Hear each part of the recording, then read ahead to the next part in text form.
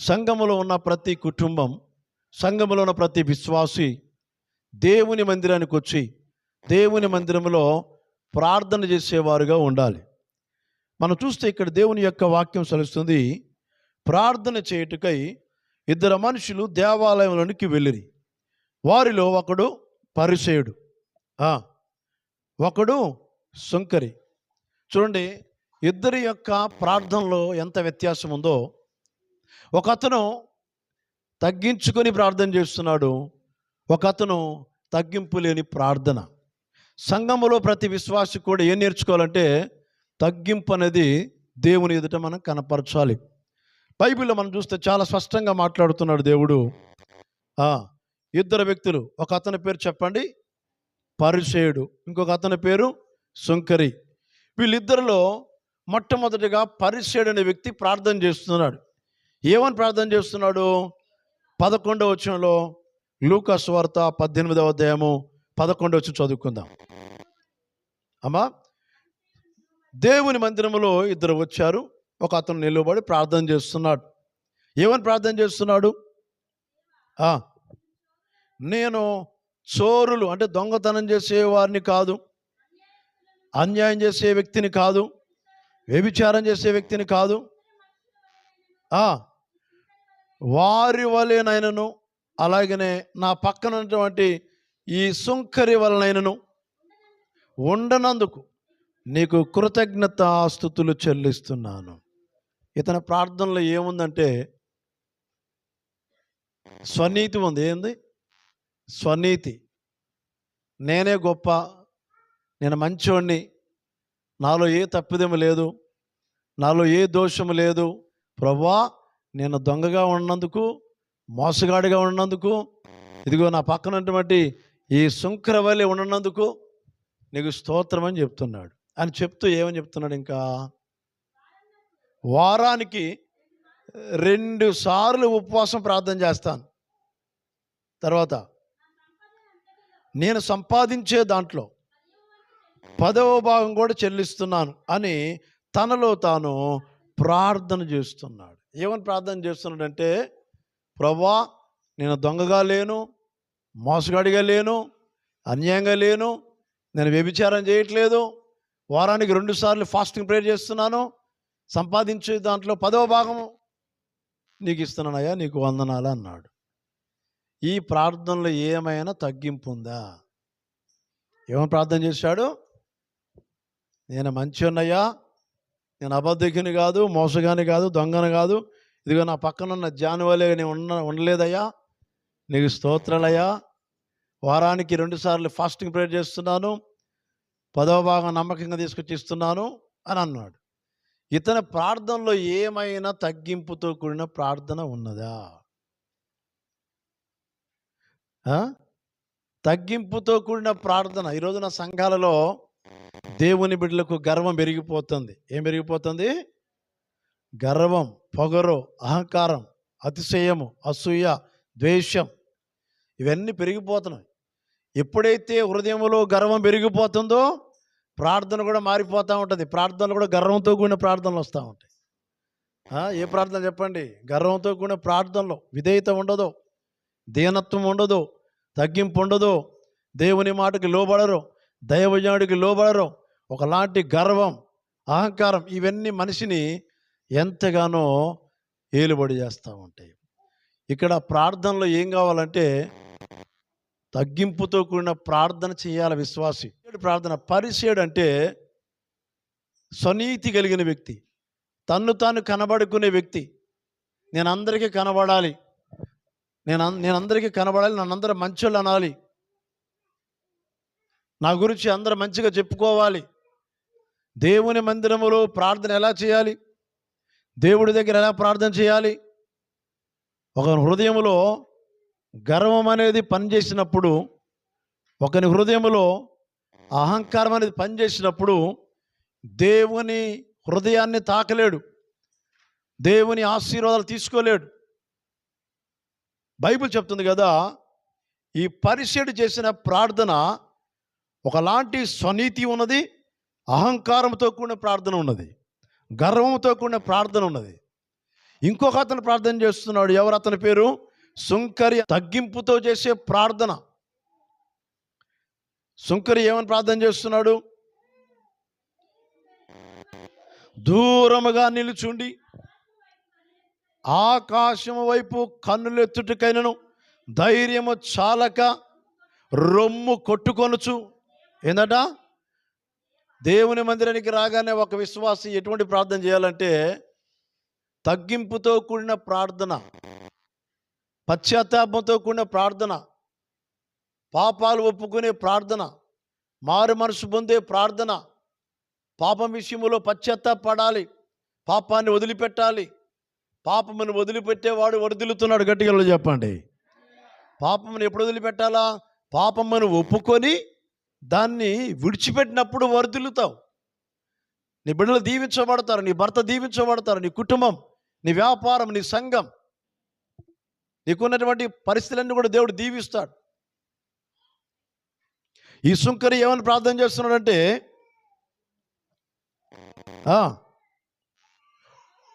రొమ్ము కొట్టుకొనుచు, దేవా పాపినైన నన్ను కరుణించుము. ఒక్క మాట చెప్పాడంతే. పైన ఉన్నటువంటి పరిసేయుడు ఏం ప్రార్థన చేశాడు? నీకు వందనాలయ్యా, స్తోత్రాలయ్యా యేసయ్యా, నేను దొంగని కాదు, మోసగాని కాదు, అబద్ధికుని కాదు, నీకు దశమ భాగం ఇస్తున్నాను, కానుకలు ఇస్తున్నాను, నీకు వందనాలయ్యా అన్నాడు. వ్యక్తి ప్రార్థన ఎటువంటి ప్రార్థన అంటే, నేను మోసగాని కాదు, వ్యభిచారిని కాదు, దొంగని కాదు, త్రాగుబోతుని కాదు, మంచిదే, కానీ తను పాపినని గ్రహింపు లేకుండా ఉన్నాడు. మన నీతి క్రియలు పరలోకానికి చేర్చవు. మంచి పనులు చేస్తే మనకి ఎటువంటి పరలోక రాజ్యం దొరకదు. మంచి పనులు చేస్తున్నామంటే మనం చేయవలసిన బాధ్యత కనుక కష్టాల్లో ఉన్నవారిని, పేదరికంలో ఉన్నవారిని, ఇబ్బందులను సాయం చేస్తాం. మనకిచ్చేటువంటి ఆ కృప. ఎన్నో దానాలు ఉన్నాయి లోకంలో. రక్తదానం చెప్పండి, తెలిసిన గుర్తున్నది చెప్పండి నాకు. నేత్రదానం చెప్పండి, అన్నదానం, వస్త్రదానం చెప్పండి, అవయవ దానాలు, ఇంకెన్నో దానాలు ఉన్నాయి కదా, చాలా దానాలు ఉన్నాయి. ఈ దానాలన్నిటికంటే దానము, ఒక అద్భుతమైన దానం ఉంది బైబిల్లో, అదే కృపాదానం. గట్టిగా చెప్పండి కలిసి. కృప అనే దానము నీ పాపాలు క్షమిస్తుంది, నీ శాపాలు తొలగిస్తుంది, నరకము తప్పిస్తుంది, పరలోకానికి చేరుస్తుంది. దేవుడిచ్చిన కృపా దానం. ఏ దానం మనకు? కృప అనే దానాన్ని మనకిచ్చాడు. గట్టిగా చెప్పండి. ఈ కృప ద్వారా పరలోకానికి చేరుకోగలుగుతాం. గట్టిగా చెప్దామా? ఈ కృప ద్వారా క్షమించబడతాం. చెప్పండి గట్టిగా. ఈ కృప ద్వారా దీవించబడతాం, ఈ కృప ద్వారా ఆదరించబడతాం, ఈ కృప ద్వారా స్వస్థత పడతాం, ఈ కృప ద్వారా క్షేమంగా ఉండగలుగుతాం, ఈ కృప ద్వారా మన జీవితాలు మార్చబడతాయి, ఈ కృప ద్వారా ఐశ్వర్యవంతులుగా మార్చబడతాం. ఈ కృప అనేది మనకు దేవుడు ఉచితంగా దానం చేశాడు. అనేకమైన దానాలు ఉన్నాయి. ఈ దానాల వల్ల మనకి ఎటువంటి పాప క్షమాపణ దొరకదు.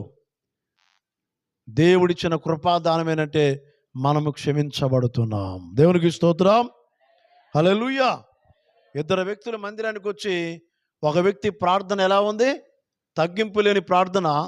రెండో వ్యక్తి ఏం ప్రార్థన చేస్తున్నాడు? పాపినైన నన్ను కరుణించు ప్రభువా. చూడండి, మొట్టమొదటిగా చేసిన వ్యక్తి యొక్క ప్రార్థనలో తన పాపాన్ని ఒప్పుకున్నాడా?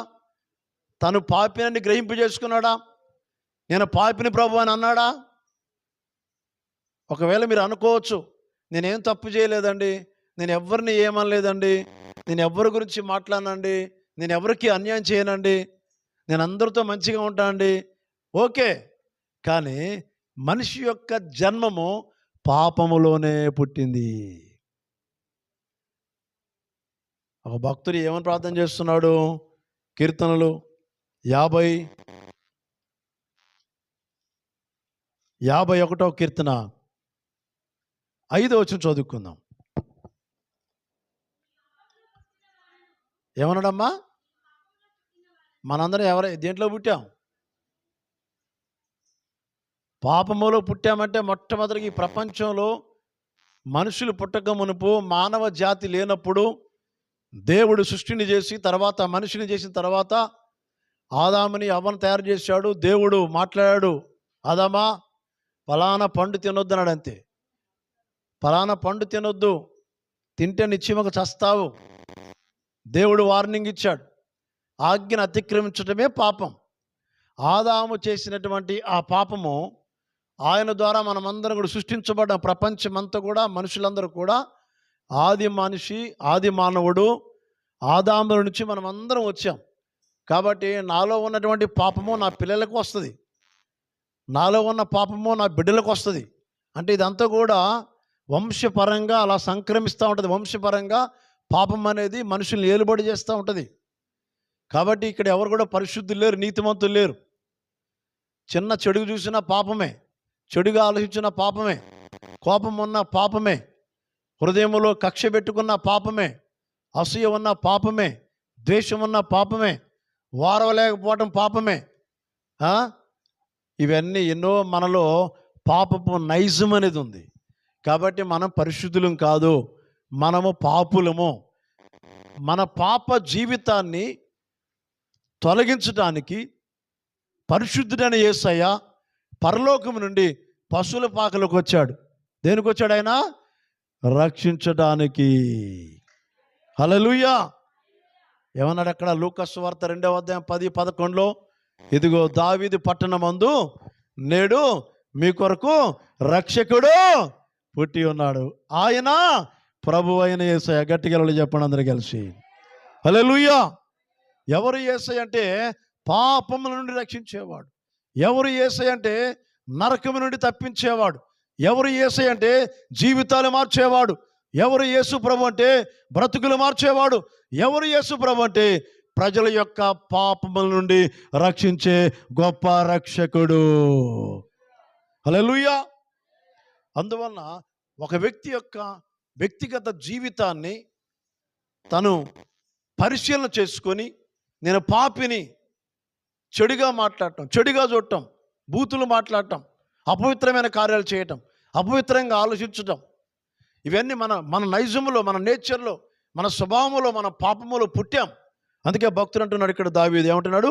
నేను పాపములో పుట్టినవాడును, పాపములోనే నా తల్లి నన్ను గర్భము ధరించును. ఏమంటున్నాడు అక్కడ? పాపములోనే నా తల్లి నన్ను గర్భము ధరించును. నాకు పుట్టిన పిల్లలు వారు కూడా పాపులే, వాళ్ళకు పుట్టిన పిల్లలు వాళ్ళు పాపులే. ఇలాగా ఆ మనిషి యొక్క పాపాన్ని కలిగి ఉన్నాడు, ఆ పాపములు ఏలుబడి చేస్తున్నాడు, పాపాన్ని కలిగి ఉన్నాడు. అయితే మనలో ఉన్న ఆ పాపాన్ని తొలగించడానికి మన యేసయ్య ప్రత్యక్షమయ్యాడు. హల్లెలూయా. చూడండి, మీకు ఆ మాట చెప్తాను. తిమోతికి రాసిన మొదటి పత్రిక, తిమోతికి రాసిన మొదటి పత్రిక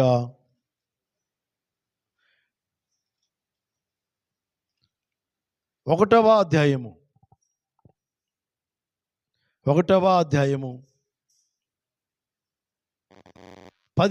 వచనం చదువుకుందాం. పాపులను రక్షించుటకు యేసు ప్రభు క్రీస్తు యేసు లోకమునకు వచ్చిన. గట్టిగా చెప్దామా? పాపులను రక్షించుటకు.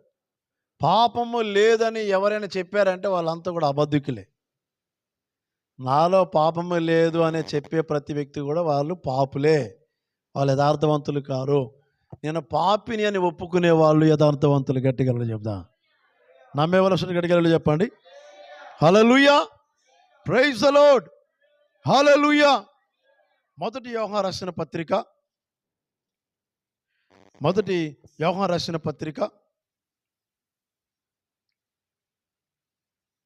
9వ వచనం.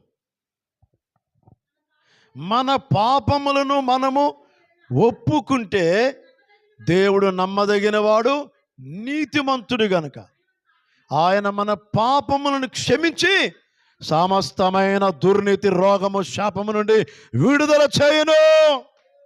హల్లెలూయా. మనము పాపము చేయలేదని చెప్పుకుంటే అబద్ధికునిగా ఉంటాము, దేవుడు మనలో ఉండడు. పాపాన్ని ఒప్పుకునే వాళ్ళు దీవించబడుతున్నారు. పాపం ఒప్పుకునే వారిలో దేవుడు ఉంటున్నాడు. గట్టిగా చెప్పండి. హల్లెలూయా. ఈయన ఏం ప్రార్థన చేశాడు? నేను దొంగని కాదు, అబద్ధికుని కాదు, మోసగాని కాదు, వ్యభిచారిని కాదు.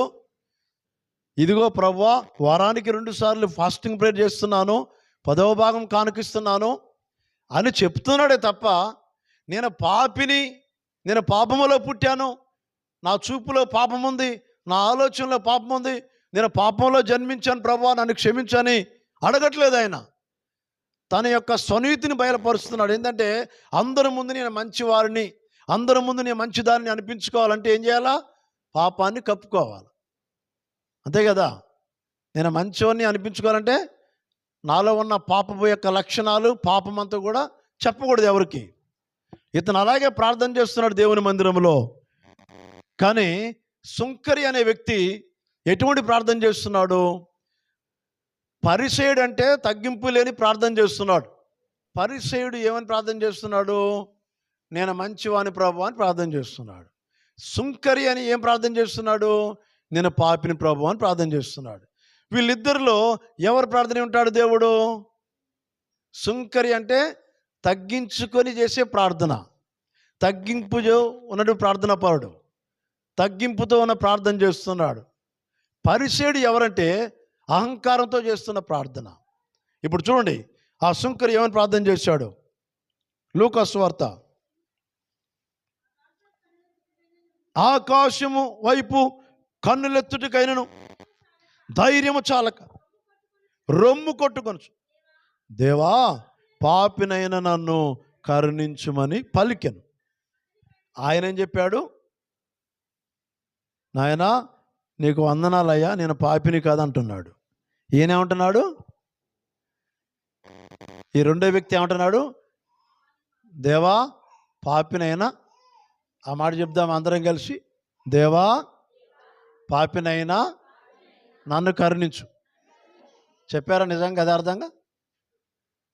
మిమ్మల్ని మీరే, మీ వ్యక్తిగతంగా మీకే మీరే ఒప్పుకోవాలి ఆ పాపాన్ని. నేను చెప్తే చెప్పడం కాదు. నేను చెప్తే మీరు పాపాన్ని ఒప్పుకున్నారు అనుకోండి, నేనేదో మిమ్మల్ని ఒప్పించినట్టుగా ఉంటుంది. వ్యక్తిగతంగా మీరు మీ పాపాన్ని ఒప్పుకోవాలి దేవుని ఎదుట. గట్టిగా చెప్పండి. అబద్ధాలు ఆడారా? అయితే పాపంలో ఉన్నట్టే.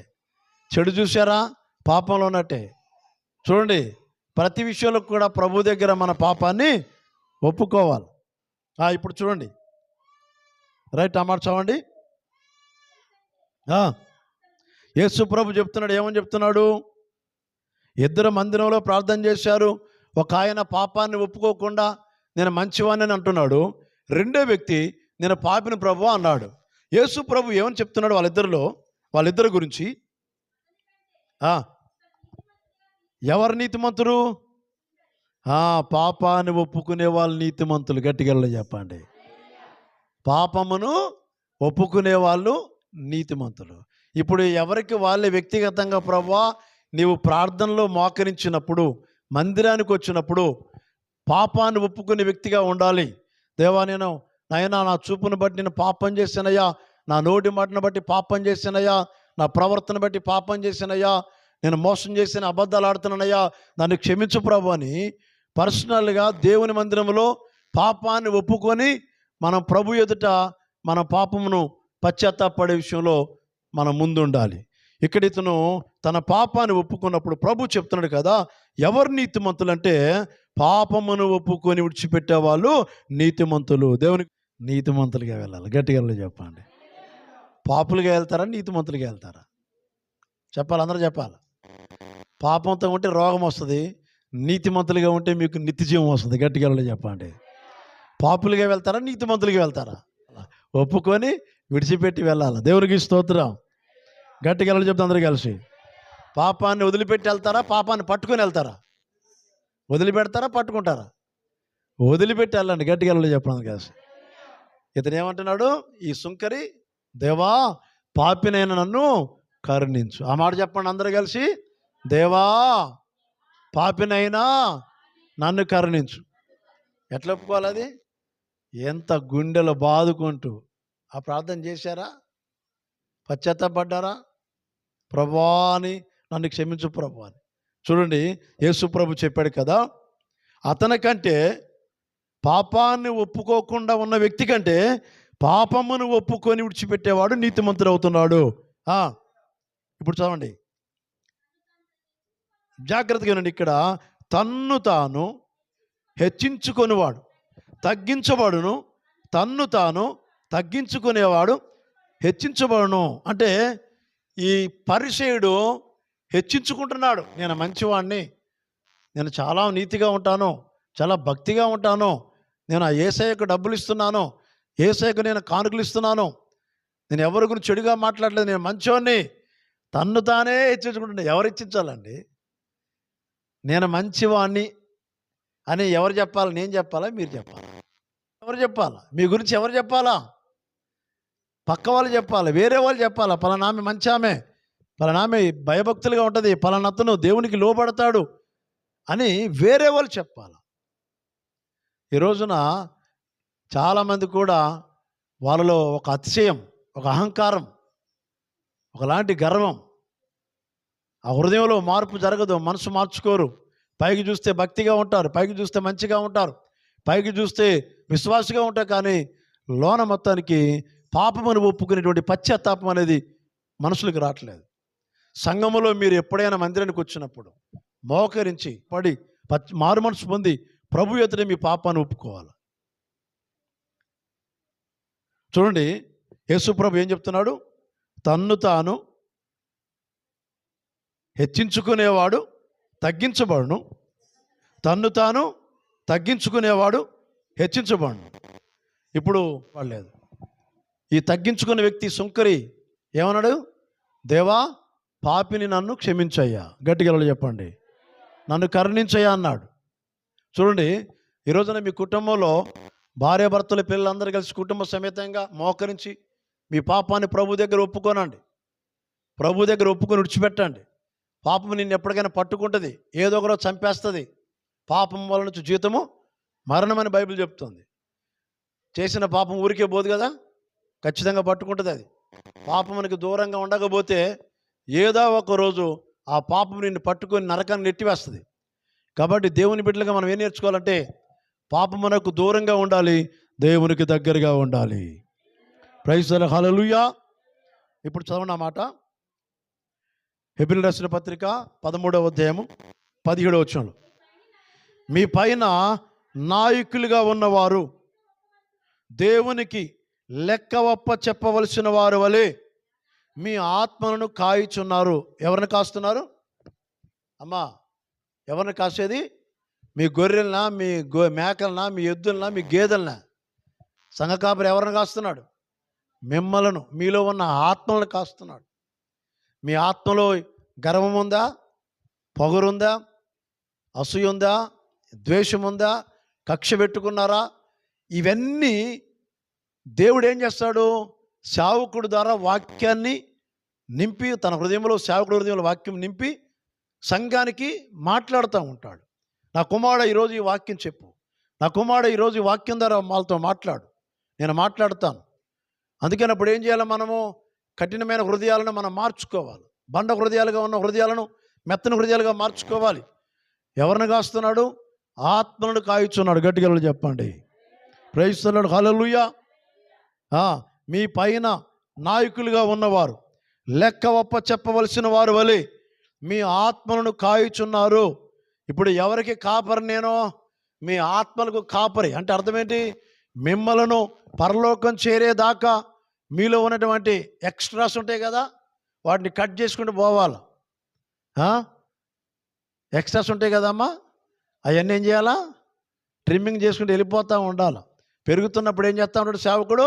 వాక్యం ద్వారా కట్ చేస్తూ ఉంటాడు. కట్ చేయకపోతే పెరిగిపోయి ఆఖరికి చివరికి నువ్వు దేవునికి దూరం అయిపోతావు, పరలోకానికి చేరుకోకుండా వెళ్ళిపోతూ ఉంటావు. సంఘములో చాలామంది అహంకారులు, గర్విష్ఠులు, కోపిష్ఠులు, అసూయపరులు, ద్వేషపరులు సంఘములో ఉంటే ఆ కుటుంబం ఎప్పటికీ దీవించబడదు. బైబిల్ చెప్తుంది, సంఘాన్ని కాస్తున్న సంఘ కాపరికి, సంఘాన్ని కాయుచున్న సంఘ కాపరికి మీరు లోబడాలి. నాయకులు, సంఘ కాపరి, దైవజనుడు, అధ్యక్షుడు మీ ఆత్మలు కాయుచున్నారు కనుక ఏం చేయాలా? వారు దుఃఖముతో ఆ పని చేస్తే, జాగ్రత్తగా వినండి, దుఃఖముతో కాక. జాగ్రత్తగా వింటున్నారా? అయ్యగారుల మాట వింటున్నారా జాగ్రత్తగా? సేవకుడి మాట వింటున్నారా అమ్మా? ఆదివారం ఆరాధన మానేయొద్దు అని చెప్తాడు దైవజనుడు. మనం మానేసే చూస్తాం, అంతే కదా? మీరు ఏం చేస్తున్నారంటే దేవుని మాట, దైవజనుడు చెప్తున్న మాట దేవుని మాటగా గుర్తెరగట్లేదు. అందువల్ల మీ కుటుంబంలో దేవుని కార్యాలు చూడలేకపోతున్నారు. దేవుడు మీతో ఉండాలంటే, దేవుడు మీ కుటుంబాలు దీవించాలంటే, దేవుడు మీకు అద్భుతాలు జరిగించాలంటే, దేవుడు మిమ్మల్ని స్వస్థపరచాలంటే, దేవుడు మిమ్మల్ని విడిపించాలంటే, యేసయ్య మీకు పరలోకం ఇవ్వాలంటే, మీ కుటుంబంలో దేవుని కార్యాలు జరగాలంటే దైవజనుడి మాటకు లోబడాలి. హల్లెలూయా, హల్లెలూయా. దైవజనుడికి తిరుగుబాటు చేయకండి, దైవజనుడికి లోబడండి. దేవుని సేవకుడికి లోబడుతున్నామంటే దేవుడికి లోబడుతున్నాం.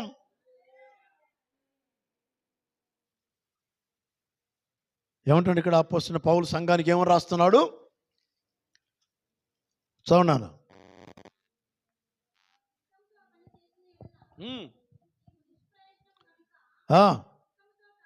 దుఃఖముతో కాక. జాగ్రత్తనమ్మా అందరూ కూడా. దుఃఖముతో కాక దైవజనుడికి మాట ఎలా ఉండాలట? ఆనందముతో చేయునట్లు. జాగ్రత్తగా వినండి. ఆనందముతో, ఆనందముగా చేయండి, ఆనందముగా చేయండి, ఆనందముగా వినండి. మా దైవజనుడు మాకు చెప్పాడు, ఈ పని చేయమన్నాడు, తోడమన్నాడు, వాటరింగ్ చేయమన్నాడు. ఏదైనా దేవుని మందిర విషయంలో, పరిచర్య విషయంలో ఆ పని చెప్పినప్పుడు ఏం చేయాలంటే ఆనందంగా, అంతే తప్ప సనుక్కుంటూ గొనుక్కుంటూ కోపంతో మందిరం ఊరికి చేయాలా, పని కడగాల, నేను వెళ్ళాలా, చేయాలా అనేటువంటి ఆ సనుగుడు నీకుందనుకోండి, నీలో ఉన్నటువంటి స్వభావం ఏంటంటే లోబడే స్వభావం కాదు. అందువల్ల దేవుడు ఎవరిని దీవిస్తాడంటే దేవునికి లోబడే వారినే దీవిస్తాడు. చెప్తా, ఆ విషయం కూడా మీకు చెప్తాను నేను. దైవజనుడి మాట ఎలా వినాలట? ఆనందంగా వినాల. వారి మాట విని ఏం చెప్పాడమ్మా?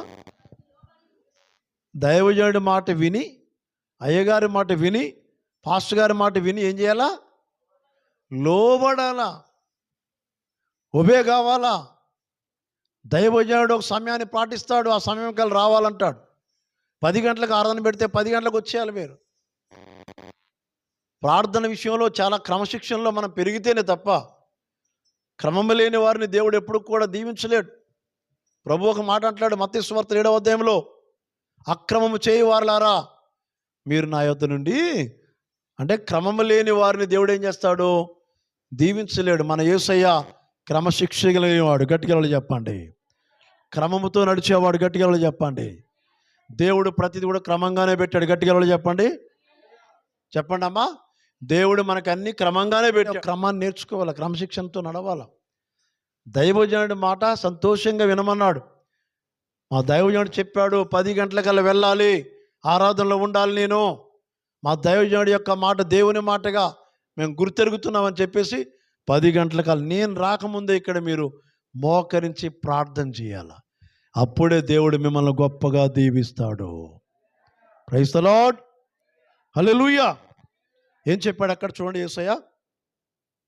వారి మాట విని, అనగా దైవజనుడి యొక్క మాట విని, సంఘకాపురి యొక్క మాట విని, పాస్టర్ గారి యొక్క మాట విని వారికి లోబడండి. లోబడాలా. పరిశుద్ధుడు ప్రార్థన చేశాడు, లోబడకుండా ప్రార్థన చేస్తున్నాడు. తగ్గింపు లేని ప్రార్థన, గర్వంతో ఉన్న ప్రార్థన, అహంకారంతో ఉన్న ప్రార్థన, ఎక్కడ కూడా తగ్గించుకుని ప్రార్థన చేయలే ఆయన. నేను పాపినని చెప్పలేదు, కానీ ఇంకొక అతను చెప్పాడు ప్రార్థన. ఏమని చెప్పాడు? దేవా నేను పాపిని, నన్ను కరుణించయ్యా. ఇప్పుడు వీళ్ళిద్దరిలో ఎవరు దీవించబడ్డారు? సుంకర్. ఎవరు? నేను పాపిని ప్రభువా నన్ను కరుణించని తన పాపాన్ని ఒప్పుకున్నటువంటి వ్యక్తి దీవించబడ్డాడు. దేవునికి స్తోత్రం, హల్లెలూయా. దైవజనుడికి లోబడితే, దైవజనుడి మాటకు లోబడితే మీరు దీవించబడతారు. గట్టిగా చెప్పండి. సంఘములో ఎవరైనా దైవ సేవకుడి యొక్క మాటకు లోబడుతున్నారు అంటే పరలోక దేవుని మాటకు మనం లోబడుతున్నాం. యేసుప్రభు ఒక అద్భుతమైన మాట చెప్తాడు. లూకా సువార్త 10వ అధ్యాయము 16వ వచనం. లూకా సువార్త 10వ అధ్యాయము. జాగ్రత్తగా చూడండి ఎంత అద్భుతమైన చెప్పాడో. యేసు ప్రభు శిష్యుల్ని ఏర్పాటు చేసుకొని ఆయా గ్రామాలకు పంపిస్తూ, ఆయా పట్టణాలకు పంపిస్తూ యేసు ప్రభు వాళ్ళతో చెప్తున్నాడు. ఏమని చెప్తున్నాడు? ఇదిగో శిష్యులారా, మీ మాట ఎవరైతే వింటారో, ఎవరి మాట? ఇప్పుడు సేవకుడి మాట వింటే ఎవరి మాట వింటున్నారు మీరు? నమ్మేవాళ్ళ సగడిగలు చెప్పండి. దైవజనుడి మాట వింటున్నారంటే ఎవరి మాట వింటున్నారు? యేసు ప్రభు ఏం చెప్పాడు శిష్యులతోటి? మీ మాట ఎవరైతే వింటారో వాళ్ళు నా మాట విన్నట్లే. నమ్మేవాళ్ళ సగడిగలు చెప్పండి అందరు కలిసి. హల్లెలూయా, ప్రైజ్ ది లార్డ్. నా మాట విన్నట్లే, ప్రైజ్ ది లార్డ్. వాటిని ఎప్పుడైనా దైవజనుడు మంచి వాటి కొరకే చెప్తాడు. స్వార్థం కొరకు చెప్పాడంటే అది దేవుని మాటలు కాదు. స్వార్థం కొరకు, స్వలాభం కొరకు ఒక పాస్టర్ గారు, ఒక దైవజనుడు చెప్పాడంటే అది దేవునికి మహిమ రాదు. దేవునికి మహిమ వచ్చే విధంగా కనుక దైవ మార్గంలో వారు నడిపిస్తే వాళ్ళు ఎంతో దీవెనకరంగా ఉండగలుగుతారు. Praise the Lord, hallelujah, praise the Lord, hallelujah. చూడండి, ఇప్పుడు దైవజనుడి మాట వింటే అంటే అర్థం ఏంటి? దైవజనుడి యొక్క మాట, దేవుని సేవకుడి మాటకి లోబడితే మనము దీవించబడుతున్నాం. ప్రభువా నీకు వందనాలయ్యా అన్నాడు, అంతే. ఇంకొక అతను ప్రార్థన చేశాడు, ప్రభువా నేను పాపిని ప్రభువా అన్నాడు. చూడండి, నేను పాపిని ప్రభువా అన్నాడు, అంతే. ప్రమోషన్ వచ్చింది. ఏ ప్రమోషను? ఆయన గొప్ప స్థితిలోనికి వెళ్ళిపోయాడు. హల్లెలూయా. లోకంలో మనుషులను పొగడాలి, దేవుడి దగ్గర ప్రజలు తగ్గించుకోవాలి. గర్వముతో కూడిన మనస్తత్వము. చాలామంది రోజున దేవుని దీవెనలు కోల్పోవడానికి, రక్షణ కోల్పోవడానికి, పరలోకం కోల్పోవడానికి అనేకమైన శ్రమలు గుండా వెళుతున్నారంటే కారణం ఏంటంటే అహంకారము, గర్వం, అతిశయము, కోపము, ద్వేషము, పగ, కక్ష ఇవన్నీ హృదయంలో ఏలుబడి చేస్తున్నాయి మనసులో. అందువల్ల వాళ్ళు దీవెన లేకుండా ఉంటున్నారు. ఈ గర్వము అనేది కుటుంబాలకు అనేకమైన రోగాలు తీసుకొస్తుంది, అనేకమైన శాపాన్ని తీసుకొస్తుంది, అనేకమైన శ్రమలు తీసుకొస్తుంది. అందుకనే హృదయాన్ని మనం సరి చేసుకుంటూ దీన మనసుగా, దీనత్వముగా తగ్గించుకుంటే దేవుడు మనల్ని గొప్పగా దీవిస్తాడు. హల్లెలూయా. దేవుడు ఎవరికి కృప ఇస్తున్నాడో దీనులకు ఇస్తున్నాడు. దేవుడు ఎవరిని దీవిస్తాడో దీనులను దీవిస్తాడు. బైబిల్ చెప్తుంది కదా, ఎవరి దగ్గర దేవుడు ఉంటాడు, ఎవరి కుటుంబంలో ఉంటాడు, ఎవరి హృదయంలో ఉంటాడంటే దీన మనసు గల వారి యొద్ద దేవుడు ఉంటాడు. చప్పలు కూడా ప్రభునామని గణపరచుదాం. ప్రయోజనం. కాబట్టి యాకోబు రాసిన పత్రిక 5వ అధ్యాయం 7వ వచనంలో, కాబట్టి దేవునికి లోబడి ఉండండి. గట్టిగా చెప్తాం అందరం కలిసి, దేవునికి లోబడండి. 10వ వచనంలో ప్రభు దృష్టికి మిమ్ముని మీరు తగ్గించుకోనండి. గట్టిగా చెప్తాం అందరం కలిసి, ప్రభు దృష్టికి. ఎవరి దృష్టికి అట? దేవుని ఎదుట మీరు తగ్గించుకోనండి. ఆ తగ్గింపు, ఆ వినయము, ఆ విధేయత దేవుడు చూస్తాడు మిమ్మల్ని. నా ముందు నువ్వు కనబడచ్చు, ఏదో చేతులు కట్టుకున్నట్టుగా నటించొచ్చేమో, కానీ అది రియల్గా తగ్గింపు కాదు. దేవుని ఎదుట నువ్వు తగ్గించుకుంటే సేవకుడి దగ్గర కూడా తగ్గించుకొని ఉంటావు నువ్వు. దేవునికి స్తోత్రం. హల్లెలూయా. ప్రభు దృష్టికి మిమ్ముని మీరు తగ్గించుకోనండి, అప్పుడు ఆయన మిమ్మును హెచ్చించును. తగ్గించుకునే వాళ్ళు ఎవరంటే పాపాన్ని ఒప్పుకుంటారు, పాప విషయంలో పశ్చాత్తాపడతారు, హృదయాన్ని సరి చేసుకుంటారు, మనసు మార్చుకుంటారు, హృదయములో ఆలోచన మార్చుకుంటారు.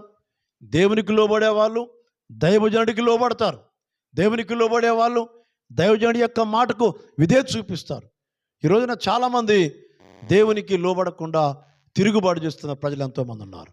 కాబట్టి దయచేసి గమనించండి, మీరు దేవుని మందిరానికి వచ్చినప్పుడు మిమ్మల్ని మీరు తగ్గించుకొని మీ పాప స్థితిని, మీ పాపాన్ని ఒప్పుకొని విడిచిపెట్టి సరి చేసుకొని, దేవా నేను పరిశుద్ధంగా బ్రతకాలనుకుంటున్నాయా, నన్ను పరిశుద్ధపరచని మీ రక్తంలో కడగండి అయ్యా, నాలో గర్వాన్ని తొలగించయ్యా, అహంకారాన్ని తొలగించయ్యా, అవిధేయత తొలగించయ్యా.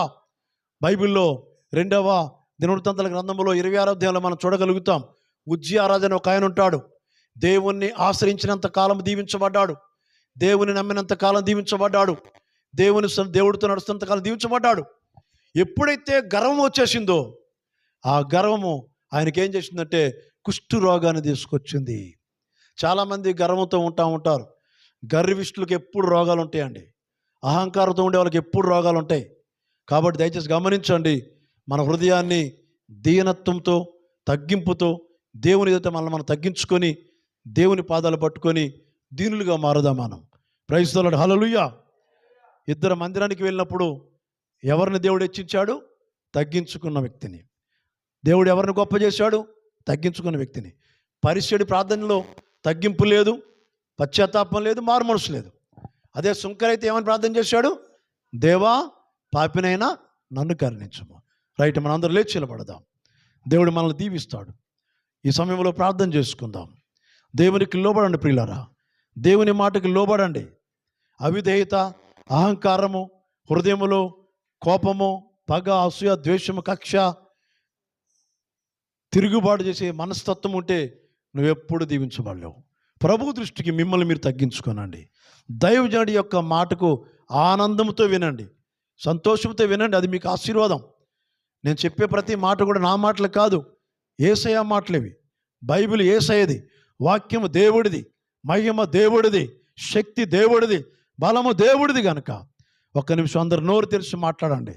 నోరు తెరిచి మీరు మాట్లాడాలి. మీరు మాట్లాడండి, నోరు తెరిచి మాట్లాడండి. ప్రభువా నాయన, నేను పరిసేడిగా ఉండకుండా నాయన ఒక సుంకరిగా ఉండి నా పాపాన్ని ఒప్పుకుంటానయ్యా.